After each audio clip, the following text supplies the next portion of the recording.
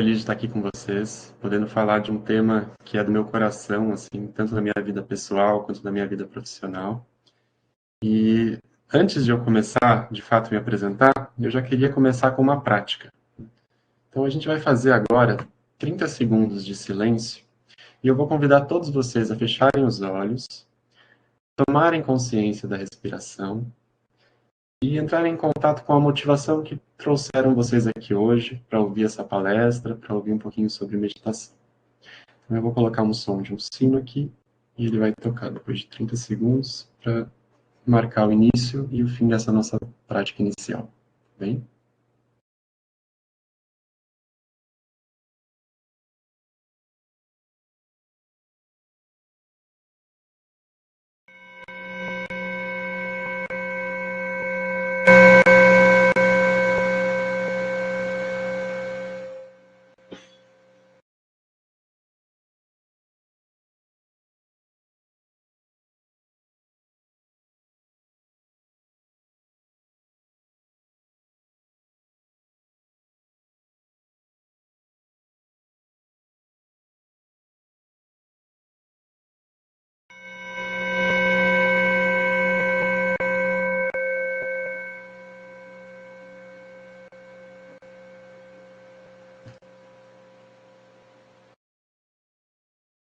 Maravilha, então.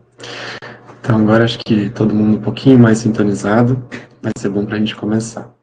Então a gente está vindo, provavelmente, tem muitos profissionais de saúde que estão no ambiente do centro de saúde, envolvidos em muitos ruídos, né, em muitos sons.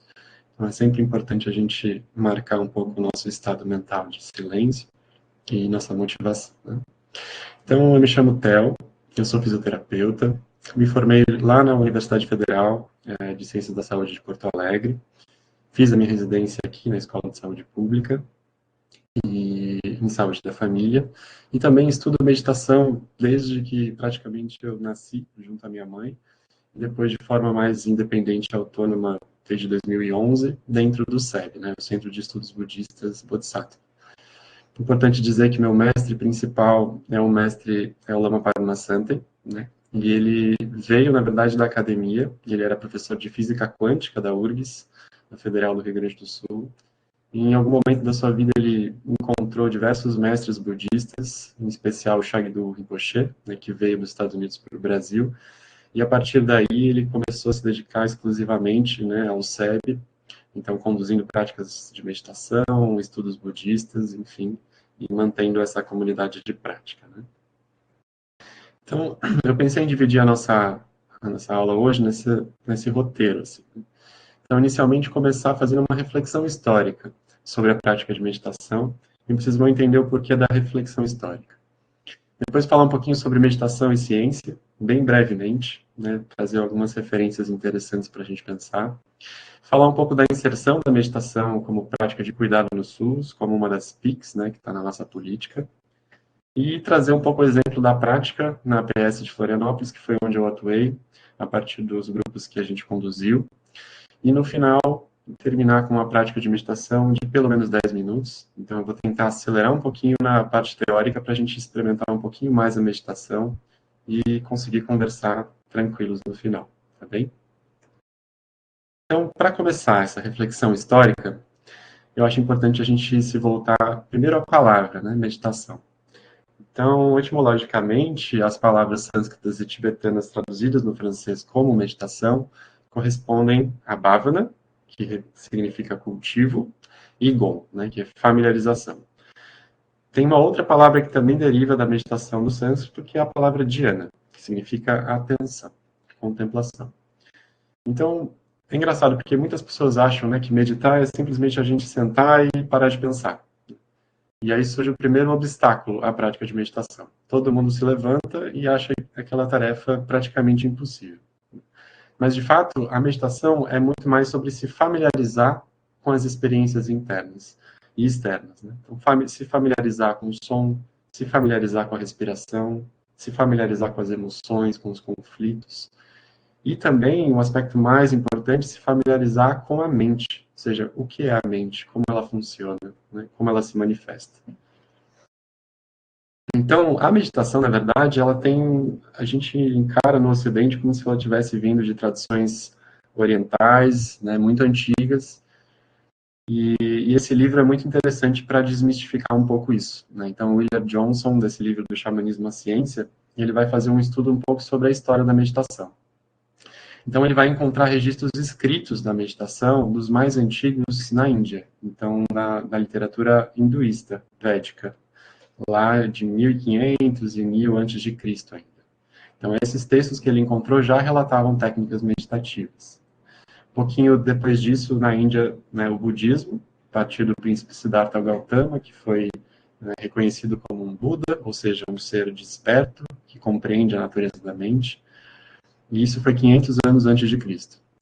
Então, a partir do Buda, surgiram alunos e surgiram uma literatura que registrou um pouquinho os ensinamentos orais que o Buda propeliu na época. E também na China, ele encontrou, por volta de 300 anos antes de Cristo, a literatura taoísta, já expondo alguns exercícios meditativos, né? Só que, de fato, isso é o que a gente encontra de história escrita. Se a gente for olhar para a humanidade e a história das dominações e guerras, né, é muito difícil a gente preservar esses materiais e realmente datar da onde que isso veio.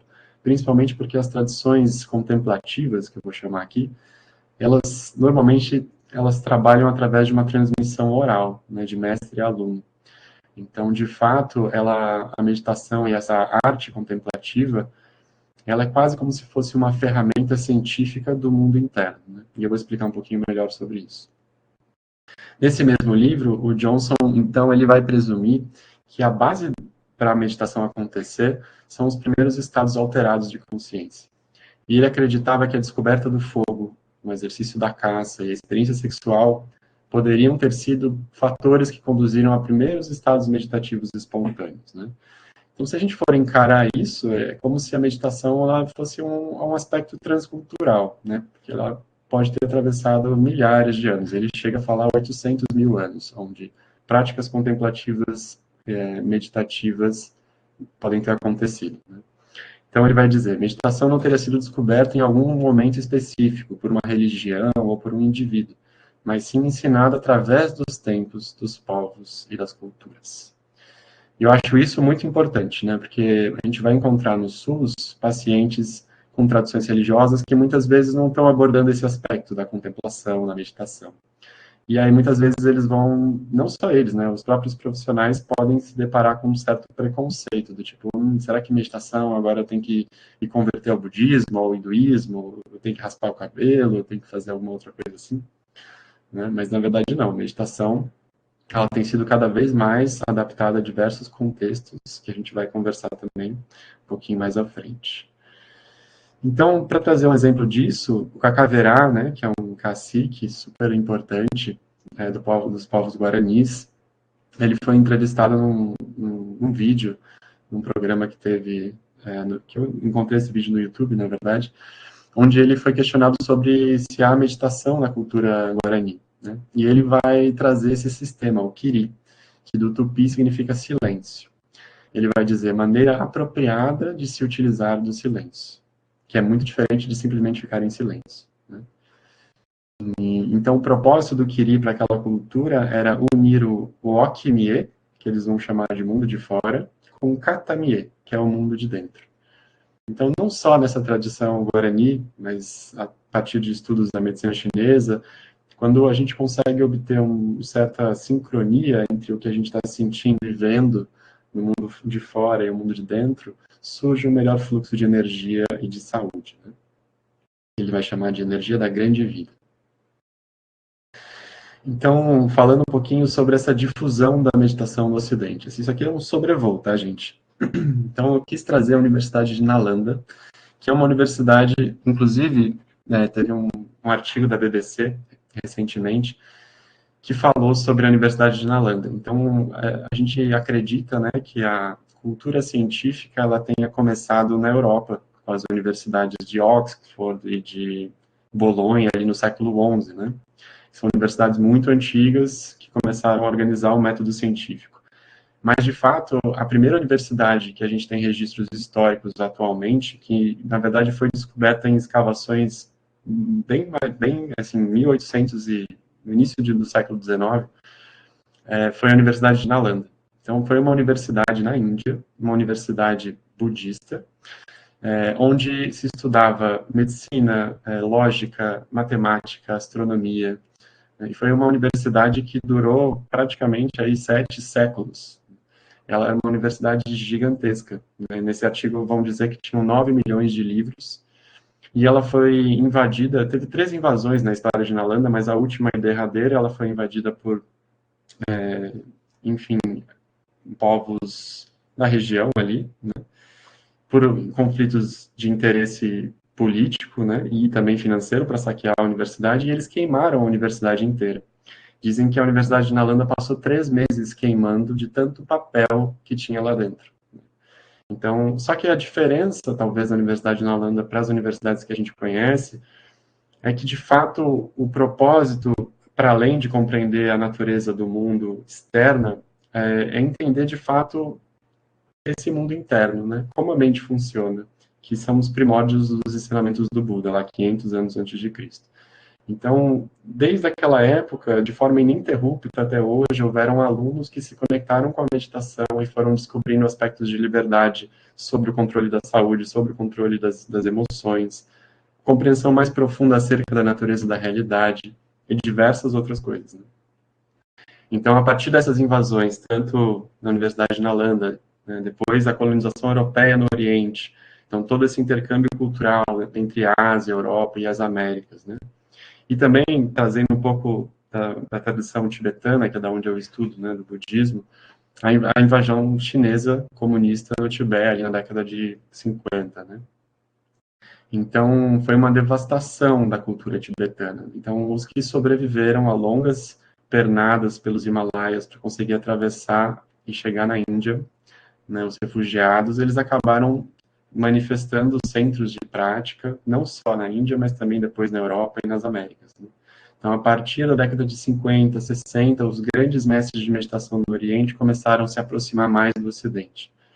Né? E isso culminou em 1987, nesse primeiro movimento da Sua Santidade Dalai Lama, de se unir com cientistas para fazer essa aproximação científica mesmo, a ciência do mundo interno, da introspecção, e a ciência do mundo externo, objetivo, pragmático, que a gente já conhece muito bem.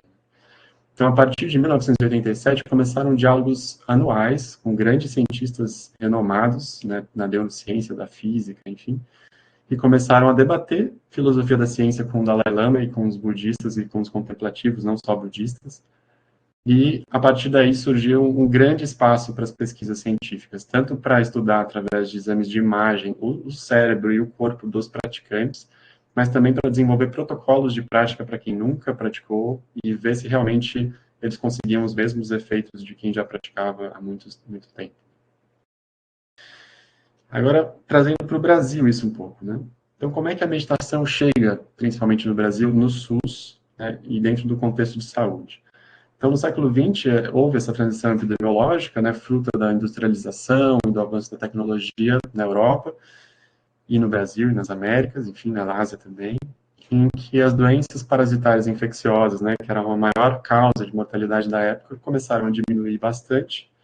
Porém, surgiu um novo perfil de doença na nossa sociedade, né, que são as doenças crônicas e degenerativas, as doenças psíquicas, depressão, ansiedade, todas essas grandes manifestações sociais, né? A gente não pode nem dizer mais que é sobre um indivíduo, mas sim sobre uma sociedade ansiogênica. Né? Então, a gente está se movendo um pouco nessa direção. E a medicina tradicional, a farmacologia em si, ela não estava conseguindo completamente dar conta desses desfechos de saúde crônicos e degenerativos. Então, ela precisou somar forças com outras medicinas e práticas que, inclusive, já vinham sendo utilizadas pela sociedade, mas que ainda não estavam validadas pelo sistema de saúde nacional da maioria dos países. Né?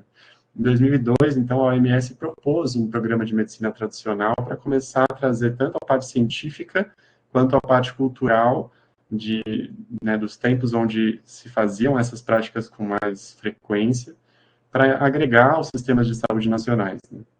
Então, o Brasil, 4 anos depois, conseguiu estabelecer, com influência desse programa de medicina tradicional, a Política Nacional de Plantas Medicinais e Fitoterápicos e a Política Nacional de Práticas Integrativas e Complementares, né, que vocês devem conhecer. Então, naquela época, em 2006, eles validaram, acho que 4 ou 5 práticas, e lá para 2017, aliás, ao longo desse período, outras práticas foram sendo adicionadas, conforme a necessidade tanto da população de manifestar o interesse por determinada técnica que já vinha sendo utilizada, tanto como os avanços da ciência para justificar a importância de regulamentar essas práticas. Então, a meditação foi uma delas, e no Brasil isso só chegou em 2017, dentro do SUS. Então, agora fazendo esse sobrevoo, né, sobre a meditação e ciência. Eu coloquei inicialmente a palavra meditação, em inglês, né, no PubMed, em algumas bases de dados, né, só para mostrar para vocês. Então, com a palavra meditação, a gente encontra artigos de 1963 até 2024. E vocês podem ver que a maior incidência de pesquisas científicas vieram nos últimos 20, 30 anos. Né? Isso dentro do contexto de saúde. Se a gente coloca, por exemplo, mindfulness, que é um termo associado a uma prática específica de meditação, que também veio do contato do Jon Kabat-Zinn e de outros pesquisadores com as culturas orientais, e eles meio que recortaram essa prática para se adequar ao contexto de saúde, o contexto mais ocidental e laico, né, desconectado de valores espirituais ou religiosos, né? Então, se a gente for colocar mindfulness, a gente encontra 26 mil resultados, né, desse período de 1909 até 2024, mas também com a mesma incidência nos últimos 20, 30 anos.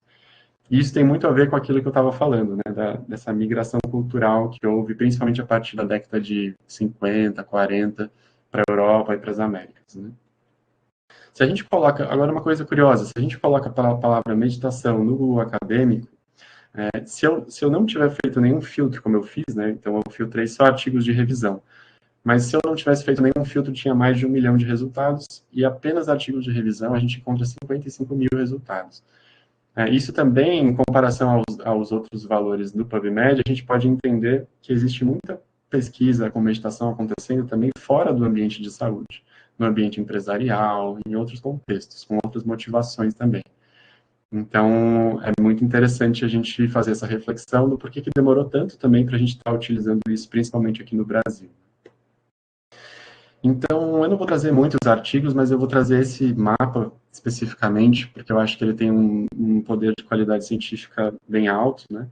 Então, ele foi um mapa conduzido pela BIREM, pela OMS, pela OPAS, um mapa de efetividade clínica, né, da prática de meditação. Então, ele reuniu 191 revisões, sendo 78 revisões sistemáticas, 110 meta-análises, e desde 94 a 2019, para trazer, então, essa resposta, né, o que de fato a meditação faz por nós, né. Então, eles encontraram efeitos positivos em uma grande variedade de resultados, destacando-se bem sumariamente efeitos físicos e metabólicos positivos para tratamentos de dor crônica. Na saúde mental, efeitos positivos para transtornos de ansiedade, depressão, né, a melhora da atenção plena e regulação emocional. Efeitos na vitalidade, né, reduzindo o estresse psicológico, melhorando a parte de humor, qualidade de vida e sono. E uma coisa muito interessante é que eles não encontraram efeitos negativos nesses estudos que eles observaram, não foram significativamente importantes, né? Então, o que acontece agora, trazendo um pouco da minha experiência também, conduzindo a prática, né?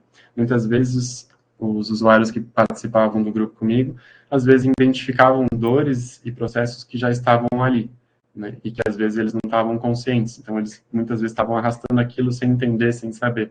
E às vezes durante a meditação eles começam a tomar consciência desses processos. Então isso pode ter uma capacidade de gerar um processo de autocuidado e transformação, ou pode gerar um sentimento de dor, obviamente, por estar identificando algum processo que talvez esteja em desequilíbrio. Mas, em geral, a resposta de após identificar essas emoções sempre foi muito positiva, muito construtiva, como se fosse uma janela se abrisse para a pessoa poder ver e resolver algum tipo de situação. Então, trazendo um pouquinho mais de artigos nesse âmbito mais fisiológico, a meditação vai atuar na regulação do estresse, melhorando a regulação do cortisol, a qualidade do sono, no envelhecimento, no sistema imunológico, na redução de episódios inflamatórios e no tecido cerebral.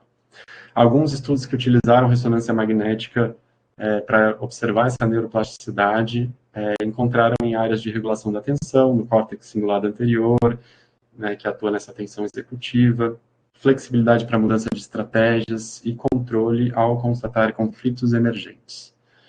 Então, esse é só um recorte, tá? Se a gente fosse entrar mais na parte científica, a gente vai encontrar muitas evidências complementares, né? Mas o que me importa mesmo, essa parte científica era mais para trazer um panorama, né, de densidade científica sobre esse tema, que daí vale muito cada um tomar esse estudo e procurar na sua área, onde que talvez se encaixe mais estudar os efeitos da meditação. Eu, como já pratico há muito tempo e já tenho essa experiência minha, assim, de prática, é como se eu quisesse mais colocar isso para fora e ajudar as pessoas a se conectarem com a prática do que ficar tentando provar uma coisa que, para mim, já está provada há milhares de anos. Então, eu vou trazer um pouco desse contexto local e da inserção da meditação no SUS. Então, eu comecei a trabalhar, comecei na residência aqui em Saúde da Família em 2021, e foi um grande desafio, né, para todos nós, porque pela pandemia, né, a fisioterapia na atenção primária já é uma raridade no Brasil, né, e de fato, para a gente fazer promoção de saúde, né, a gente estava com uma super limitação, né, de poder fazer grupos presenciais, então a gente ficou muito restrito na atuação, né, com atuações individuais com os pacientes, né, onde a gente também conduzia, né, no consultório às vezes, quando necessário. Mas aí me surgiu essa ideia de conduzir um grupo de meditação online, e aí a minha preceptora topou, a gente começou com o centro de saúde onde a gente trabalhava, e daqui a pouco aquilo foi gerando um movimento legal, e surgiu um convite, então, da secretaria, para que a gente pudesse expandir esse convite, né, para o grupo de meditação online, para a rede toda de Floripa, né? Então, houve uma disseminação desse logozinho, né, com QR Code, aí o usuário ou o profissional entrava no grupo do WhatsApp, recebia lá o link do Google Meet e participava de 1 hora de encontro, né? Então, por 1 ano e meio, eu conduzi de 1 a 2 vezes por semana esse encontro, em horários diferentes. E a gente teve no grupo do WhatsApp no final, tem uma notícia um pouco ruim para dar, né? Esse grupo, ele acabou, né? Então, eu acabei a residência. Infelizmente, nenhum outro profissional encontrou ainda a maturidade da prática e o tempo e a disponibilidade para seguir, né? Até porque tem um desafio de lidar com o que vai surgindo no grupo, que é bem interessante. Então, no final, a gente teve mais de 500 participações, o grupo do WhatsApp, as pessoas entravam e saíam, mas sempre estava lotado, às vezes tinham que tirar umas pessoas que não participavam para colocar novas, né? Então, foi um processo muito rico, assim, nesse 1 ano e meio. No final, eu vou contar algumas histórias se o tempo não tiver passado muito. Então, eu vou trazer alguns dados da minha pesquisa de conclusão da residência, né, meditação na atenção primária, percepções de usuários e profissionais de saúde de Florianópolis. Então, eu resolvi fazer um estudo um pouco ousado em relação ao tempo, né, porque a gente fez uma coleta no grupo focal, só para os usuários que participavam do grupo, e a gente conseguiu 6 deles no mesmo dia e horário para participar presencialmente, né, o que foi também um grande desafio, porque o grupo era online e às vezes pacientes eram de outros centros de saúde distantes, né. Então, a gente conseguiu 6 pessoas presenciais que já participavam do grupo há mais de 2 meses. E a gente também construiu um questionário para entender o outro lado, né? Então, como que os profissionais de saúde da prefeitura de Florianópolis, eles se encaravam a meditação, se já tinham alguma experiência com ela na prática clínica.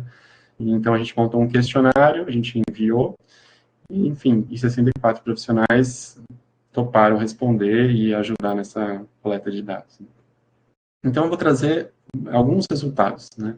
Então, a primeira categoria que a gente desenvolveu a partir do grupo dos usuários foram esses desvelamentos, né, que foram surgindo a partir da experiência deles com a prática. Então, essa nuvem de palavras aqui, ela representa muito bem as palavras que mais apareceram no contexto da fala desse grupo focal, né? Então, relaxamento, autoconhecimento, autocura, consciência, conexão, encontro, acolhimento, enfim, priorização. Isso foi mais ou menos a energia do grupo, assim, o que eles trouxeram na 1 hora e meia de conversa do grupo focal, né? E eu vou ler só uma fala de um deles para exemplificar. Então, Acho que uma coisa bem marcante, de antes e depois de começar o grupo, é a percepção da respiração no dia a dia. É parar em alguns momentos, respirar, promover esse relaxamento e perceber melhor as situações que estão causando tensão. E não, para, aqui eu posso relaxar e agora volto para a situação. Depois do grupo, isso ficou muito presente. Então, tiveram muitos relatos, né, dá vontade de escrever todos, mas no trabalho de conclusão, e aqui eu só trouxe uma fala para a gente não perder muito tempo.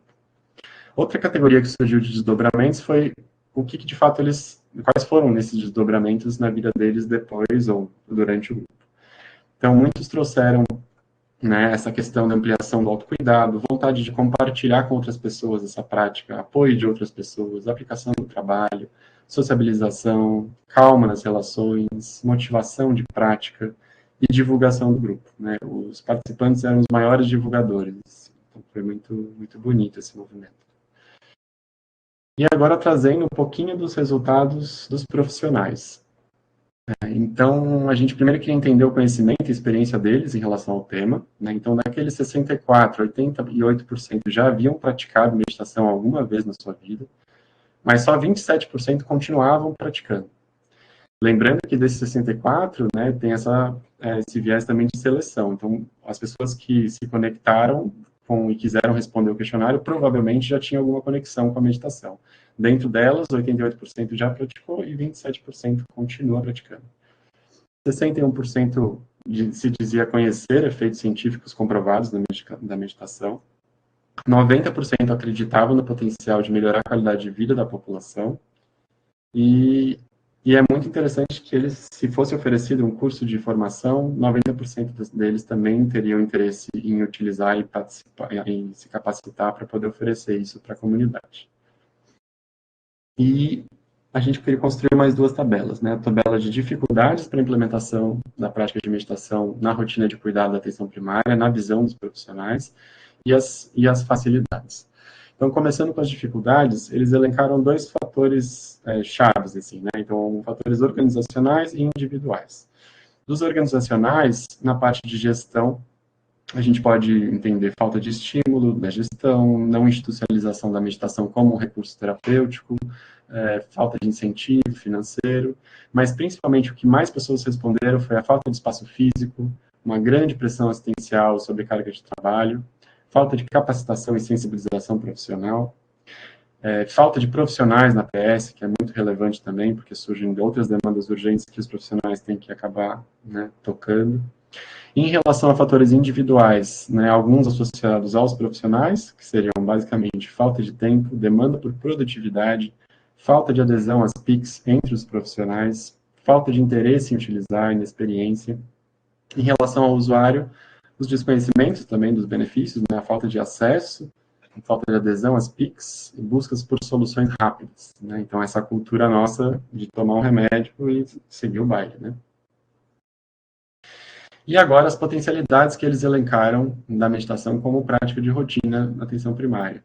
Então, relacionado à parte de investimento, né? É um custo muito baixo, então depois que você forma o profissional, ele não vai precisar de nenhum material, ele vai poder fazer isso presencial, online, enfim. Em relação aos efeitos terapêuticos, né? A aplicação de diferentes demandas de saúde, física, mental, emocional ou espiritual, redução de intervenções farmacológicas, ou seja, ajudar o usuário a resgatar a autonomia de autorregulação que ele tem e que muitas vezes a gente tem dificuldade de ensinar, né? Até porque a gente também tem dificuldade de fazer conosco, né? Diferentes possibilidades de aplicação, ampliação das possibilidades clínicas de cuidado, e aí os benefícios, né, tanto para o usuário quanto para o profissional. Então, benefícios de autoconhecimento, autonomia, redução do estresse, autocuidado, melhora da qualidade de vida, melhora da saúde no trabalho, tanto para o profissional quanto para o usuário. E esse foi, então, um pouco da visão dos profissionais aqui da rede que responderam sobre esse assunto. Então, deixa eu ver como é que estamos no tempo. Tá. Então, para a gente fazer algumas reflexões finais, eu queria trazer alguns exemplos e falar um pouco sobre esses pontos, né? Então, na minha experiência, ficou muito claro, né, que a meditação no contexto do SUS, ela é extremamente maravilhosa para essa parte do acolhimento. Então, muitas vezes, a alta demanda faz com que a gente mal se conecte olho a olho com o usuário que está ali. Então, quando a gente começa, primeiro, a criar uma abordagem para ele sentar, para ele se conectar consigo mesmo, para ele fechar os olhos, ele já vai para uma outra esfera. Ele consegue, inclusive, entender melhor a demanda de saúde que ele tem para passar para o profissional, se organizar melhor com a fala dele, e aquilo já vai reduzindo a frequência cardíaca, já vai começando a melhorar um pouquinho, trazer relaxamento para o corpo. Então, e às vezes, como vocês viram, né, 30 segundos de prática já tem algum efeito. 5 minutos de prática tem um super efeito. Então, quanto mais a gente conseguir estimular isso, né, mais os pacientes vão entender que isso pode ser uma ferramenta super maravilhosa para você buscar quando você não está no centro de saúde, quando você está lá fora, diante de uma situação aflitiva. Então, o manejo da saúde mental e física, como vocês viram, a partir dos artigos, mas também a partir dos desdobramentos. Né? Então, se a gente for olhar de uma forma assim ampla, onde a gente tem os adoecimentos, principalmente os crônicos, né? Eles têm muitos fatores que levam àquela condição de saúde. E são fatores, muitas vezes, inconscientes. A forma como a gente gera as nossas emoções, como a gente se alimenta, como a gente toma consciência do que está comendo, do que está ingerindo, de como está dormindo. Então, é como se a meditação ela fosse trabalhar a consciência sobre tudo que está acontecendo conosco. Então, ela tem um potencial de cascata de efeitos positivos muito gigantesco. Né? Então, eu posso dizer sobre a minha vida e sobre a vida dos pacientes que se relataram a mim. O vínculo terapêutico também é algo que parece que o paciente, quando você começa a trazer essa abordagem de meditação, parece que ele entende que você realmente se importa com o que ele sente, e não só com a doença. Né? Então, a gente está muito preso em tratar a doença e não olhar para a pessoa que está na nossa frente em sofrimento e tentar entender como ela vive aquele sofrimento, como que a gente pode amenizar isso para além de tratar a doença. E essa autonomia para o profissional, né, de poder, de fato, se conectar com o seu autocuidado entre sessões terapêuticas, entre pacientes, para poder estar com uma mente um pouquinho mais aberta para escutar a próxima demanda. Então, isso é muito importante. E eu queria trazer alguns exemplos, então. Então, teve uma paciente que foi duas pacientes eu queria relatar, assim, que foi muito interessante. Então, a primeira delas era uma paciente usuária de drogas, de crack, de drogas pesadas, assim, que já até passou um tempo como moradora de rua e que tinha questões psiquiátricas bem intensas, né? Ela relatava uma ansiedade muito intensa e raiva e emoções muito fortes. Parece que aquilo pegava muito na pele dela. E ela começou a participar do grupo presencial, que às vezes a gente fazia, e os grupos online. E foi muito interessante, assim, porque ela acho que frequentou o grupo por uns 2, 3 meses, e ela teve uma evolução absurda, né? Ao ponto que ela começava a trazer relatos da experiência dela na meditação extremamente refinados, extremamente cheio de detalhes mesmo. Né? E um que eu vou trazer aqui para vocês visualmente, se vocês estiverem me enxergando, é que ela falou assim, né? Antigamente eu sentia que as minhas emoções elas faziam assim comigo. Era muito aflitivo, eu não conseguia respirar. Agora que eu estou meditando, é como se eu enxergasse as emoções aqui. É como se eu ganhasse um espaço entre a emoção e o que eu vou fazer com ela. Se eu vou sustentar, se eu vou dissolver, né, se eu vou liberar aquela emoção, se eu vou observar um outro processo e deixar aquela emoção um pouco de lado. Então, ela foi trazendo essa liberdade que antes ela não tinha. E ela foi reduzindo vários medicamentos ao tempo. A questão das drogas também ajudou ela a se manter sem uso de drogas por um tempo. Então, depois ela se mudou de Florianópolis e eu não soube mais dela. Mas espero que ela esteja muito bem. E outros pacientes graves que tomavam com 3 doenças neurológicas super sérias, e a paciente basicamente com 20 e poucos anos, 30 e poucos anos na cama, né, com crises de espasmo, muita dor, né, morfina na colherinha e mesmo assim não resolvia. Estava tendo um leve alívio com o óleo de THC, mas mesmo assim nada, assim, tirava ela do lugar, epilepsia e vários outros problemas. E ela começou a participar do grupo online e ela começou a perceber que quando ela entrava na crise, a forma como ela reagia emocionalmente à crise aumentava a própria crise. E depois que ela começou a praticar, ela começou a ver que ela podia não engatar com a reação emocional que ela tinha quando a crise física despertava. E ela começou a diminuir o número de crises também. Então, isso obviamente não foi documentado nem estudado, mas isso é um potencial prático que a gente vai ver na nossa prática clínica realmente acontecendo. E isso é muito motivador para o profissional também, né? Então, reflexões finais, né? Os desafios para a implementação dessa prática no SUS, principalmente investimento em formação profissional. Então, primeiro eu queria, nesse ponto, agradecer, né, a Prefeitura Municipal de Florianópolis por ter me convidado e convidado a Indiara, que é uma colega de trabalho, enfermeira, que tem doutorado nessa parte de meditação, convidaram a gente para criar uma formação profissional de 30 horas para os profissionais interessados, né, da atenção primária aqui de Floripa. E a gente fez 2 edições dessa formação, né, que foi muito interessante, assim, os profissionais aparentemente gostaram muito da parte teórica e da parte prática. Só que dessas 2 turmas de 20 a 30 profissionais que a gente formou, muitos tiveram muita dificuldade em colocar em prática, tanto na sua vida individual quanto na sua vida profissional. Surgiram 2 grupos de práticas presenciais, não online, em centros de saúde diferentes, que eu fiquei sabendo, talvez outros tenham surgido que eu não tenha ficado sabendo, o que para mim já é uma grande coisa, assim, acho que é isso, é um passo formiguinha da gente ir divulgando e implementando a meditação no dia a dia do SUS, né? Mas falta realmente investimento nessa formação profissional, porque a formação que a gente criou foi uma formação teórico-prática, porém muito curta, para que você tenha uma sensação de eu sei conduzir a minha própria prática e eu consigo conduzir a prática de outras pessoas, né? Então, principalmente aqui, a prática individual do profissional é uma coisa que trava muito o avanço, né, da meditação. Porque é muito fácil a gente receitar um remédio, mas a gente não toma o remédio junto com o paciente, né, geralmente. Agora, se a gente começa a fazer a prática de meditação, ela começa a funcionar melhor e a condução começa a melhorar, o usuário percebe e sutilmente se conecta com você quando você está fazendo prática também. Então, é muito importante que os profissionais pratiquem em casa, tentem pegar pequenos 5 minutos ao longo do dia para tentar vivenciar essa prática, né? Então, na parte de gestão, né, a priorização e pactuação de espaços de prática, então, intervalos entre atendimentos, ou uma salinha onde um profissional teve uma situação grave, né, ouviu um relato muito difícil, pode sentar lá, se conectar com a prática, 5 minutos, 10 minutos, 15 minutos, e voltar para o seu consultório, para a sua rotina. E também um espaço para essa prática acontecer com os usuários, que é muito importante, junto com os profissionais, né? Isso vai acabar gerando visibilidade para a comunidade, que é o que a gente precisa para quebrar um pouco esses paradigmas e preconceitos sobre a meditação.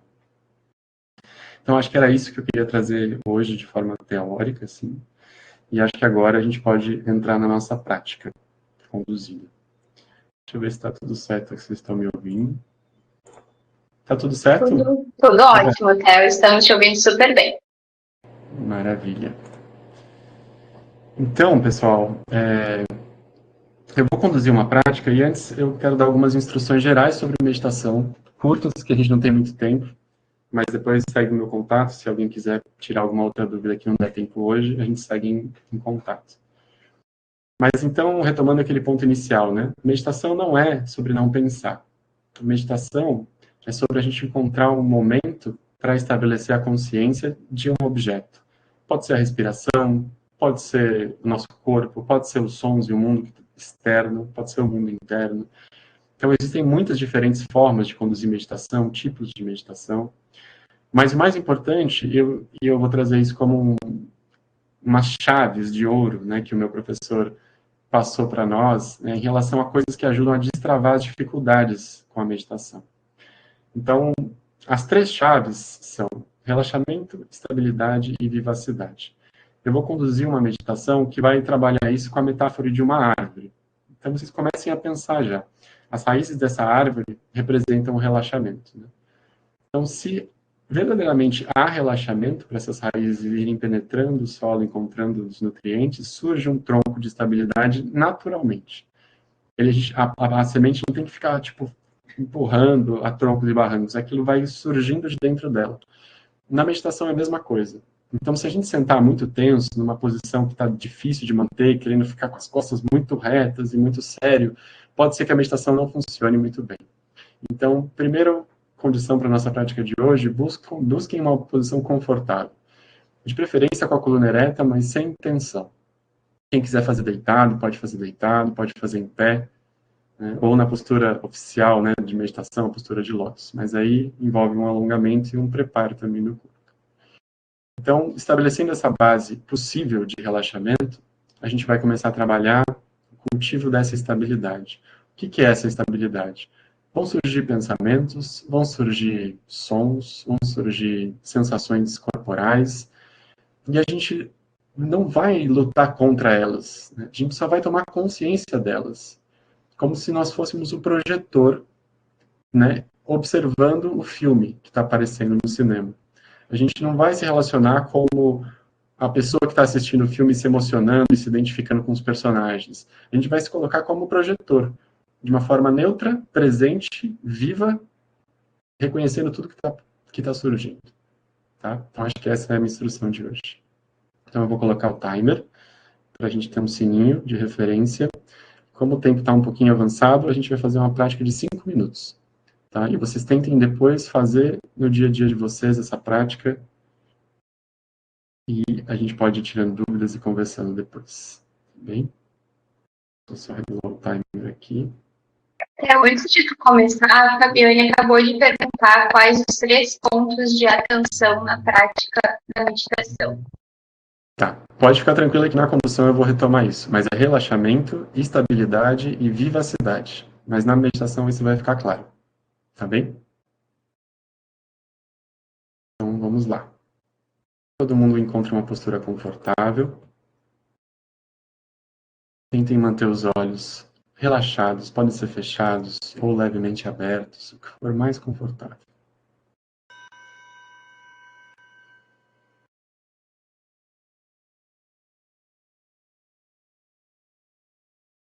Inspirando e expirando.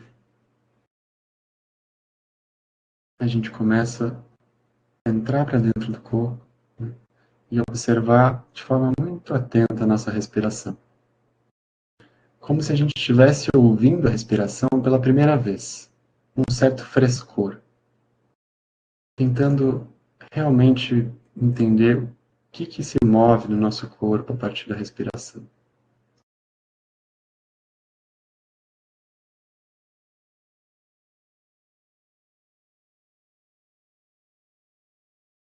A gente vai se manter com um fluxo natural de respiração, sem forçar uma respiração longa ou curta. A gente simplesmente acompanha o corpo respirando naturalmente.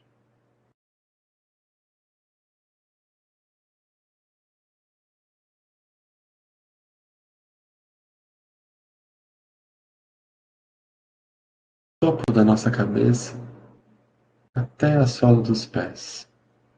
A gente pode iniciar um escaneamento. E a cada parte que a gente vai passando e tentando com os olhos internos observar o nosso corpo, a gente vai também sentindo um relaxamento. A gente vai soltando o ar e percebendo quase como se uma água morna fosse escorrendo por esse escaneamento e relaxando parte a parte do nosso corpo. Cada um no seu tempo, podendo ficar mais tempo observando alguma parte um pouquinho mais desconfortável e soltando, relaxando, sentindo o peso do nosso corpo sobre o apoio que a gente está. E a cada vez que a gente solta o ar, como se a gente aprofundasse um pouquinho mais o nosso relaxamento.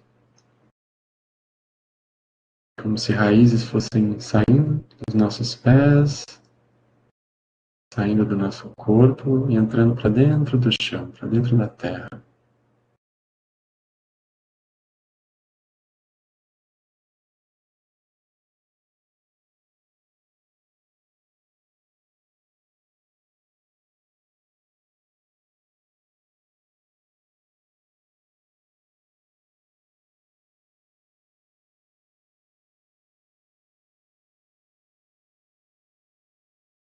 Desse processo de relaxamento que a gente começa a observar e vivenciar, reconheçam agora o tronco da estabilidade, ou seja, nossa capacidade de se manter na postura, nossa capacidade de se manter observando uma consciência viva, qualquer pensamento, qualquer sensação que surja no corpo, e mantendo sempre o fluxo natural da respiração como uma grande âncora da nossa prática, a gente vai reconhecendo a natural estabilidade que surge no corpo e que surge na mente também.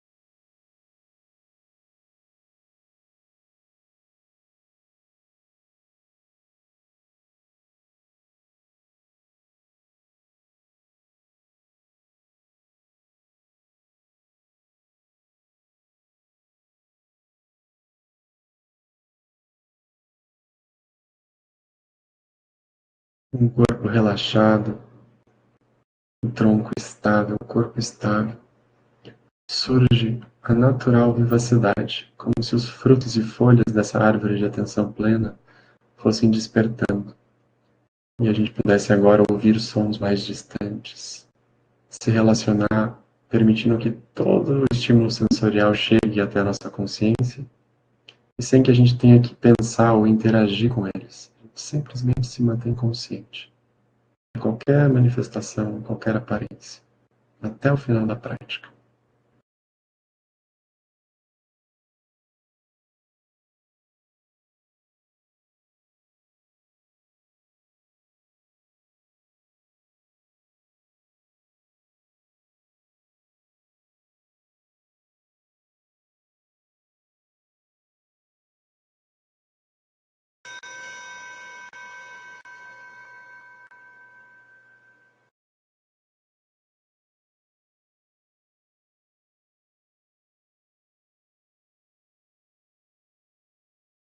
Um sino soando, a gente agora, nesse final, que a gente vai abrir para uma conversa, para perguntas e respostas, queria sugerir para quem não for fazer perguntas, ou quem ainda não tem uma pergunta elaborada, que tente se manter essa posição de meditação interna para ouvir essa conversa que a gente vai ter, tentando ampliar um pouquinho mais os minutos dessa meditação, tentando de fato estabelecer o relaxamento através da respiração, do corpo, essa natural estabilidade e a abertura interna para ouvir e escutar tudo que estiver acontecendo.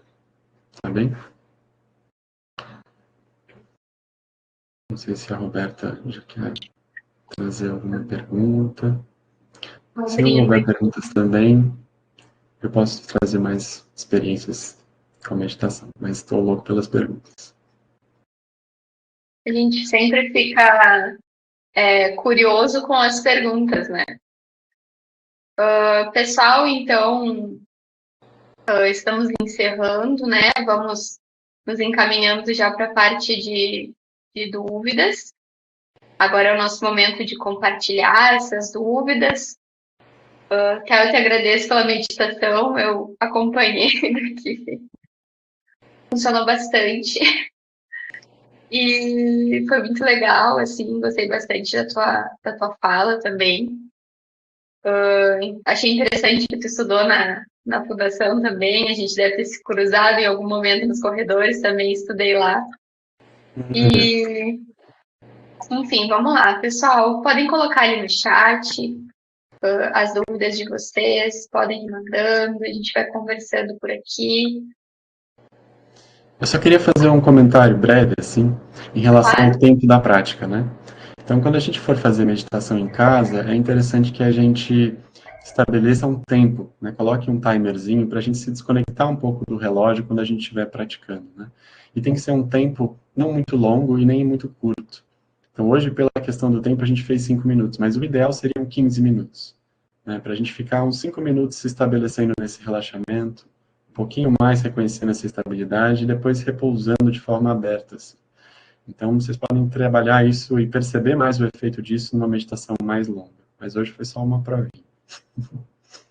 A Letícia perguntou se a gente pode colocar algum instrumental.